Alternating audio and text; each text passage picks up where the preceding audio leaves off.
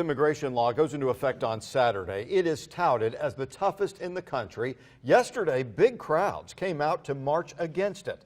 Critics of the bill say that it will have a profound effect on our migrant population. Yeah, they believe that workers will struggle to make a living and families will struggle to stay together as access to the American dream slips further out of reach. Wake News reporter Michael Hudak is live now in the studio. And Michael, you found that people are already leaving the state because of this? That's right. Dozens upon dozens of people, and the law hasn't even gone into effect yet.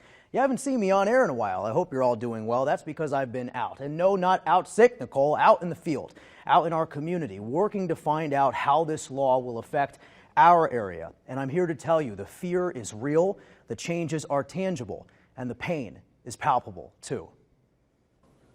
If there is one thing that Alejandra Lara loves more than her job. This is the area where we put all the stuff. Yeah, more than the job of feeding most of Immokalee and beyond. We've been here for about 25 years. It's her family. But when it comes to separating families, I've been there a couple of years back. And it's the one thing she had to learn to live without. Raising 5 kids on your own, it's not fun. Like so many people in Immokalee, Alejandra and her family saw America as an escape.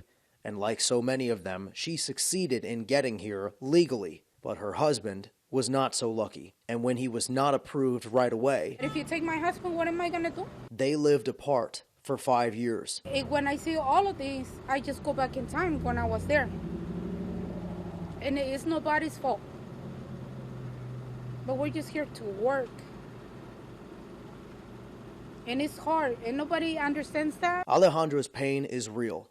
And now she fears it's going to spread. The immigration law that is coming up is gonna separate a lot of families. Even the New York Times admitted this is the strongest legislation against illegal immigration anywhere in the country. On July 1st, Florida Senate Bill 1718 becomes law. The governor calls the measure the strongest anti-illegal immigration law in the state's history. It will require companies with 25 or more workers to verify whether everyone is able to work in the U.S. legally. That's workers in the fields, that's people in our restaurants and hotels and construction sites. The law will also require hospitals to disclose if they provide care to illegal immigrants. It's going to be really, really tough once the law kicks in.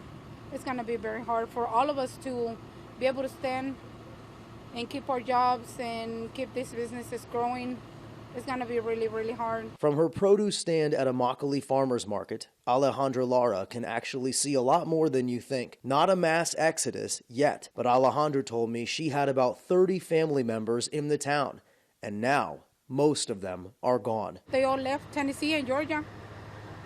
They're not required to have any legal status, and they can work anywhere they want, so it's a good option. What's next? This is not prime picking season. All the mangoes, the watermelons, everything's thrown out. But that doesn't mean Alejandra's not worried when it's time to harvest. There will not be people to do the work. We're losing so much money, and this little business cannot stand that.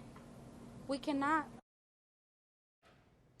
Now, let me say this. Right now, it is too early to know the certainty of all of this because of the seasonality of our area. When the season starts back up in the fall, that is when we will know for sure if people have left our area for good because of this law or if they just left and came back for season.